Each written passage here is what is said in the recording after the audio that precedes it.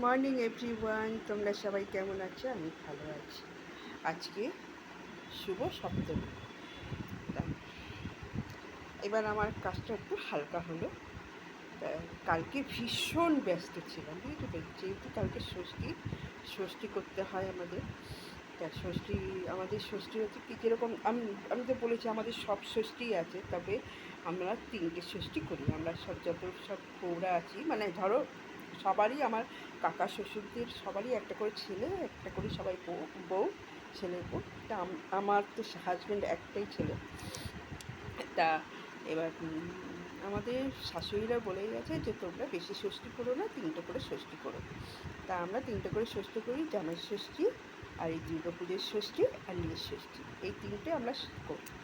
তা কাল আমাদের বলেছে দুর্গা পুজোর ষষ্ঠী দিন থেকে এরকম ষষ্ঠীটা তো করতে হয়, ভাত টাত খাওয়া যায় না, লুচি টুচি খেতে হয়।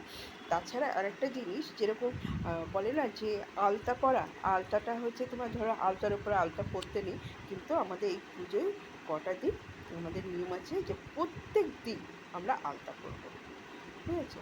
মানে আলতার উপর আলতা আমরা পরবো, প্রত্যেক দিন স্নান করে আমরা আলতা পরবো। তা এইসব জিনিসগুলো আমরা করি। আর তো সেরকম কিছু না, এগুলো তো খুব হেভি কাজ না, যার জন্যে আমরা এইগুলো আমরা টুকটাক করি, বুঝতে। তা সেই এইসব নিয়ম তো থাকে। আবার আজকে একটুখানি আমিষ খাওয়া হবে। আমার হাজব্যান্ডটা নিরামিষ খেতে পারে না। কালকে থেকে বলছে কী হবে কী হবে। আমি বলছি যাও, তুমি বাজারে যাও, তোমার যেইটা খেতে ইচ্ছা করবে তুমি সেটা নিয়ে আসো। আবার কালকে নিরামিষ অষ্টমী। তোমরা ভালো করে পুজোটা কাটাও, কেমন? সুন্দর করে আনন্দ করো।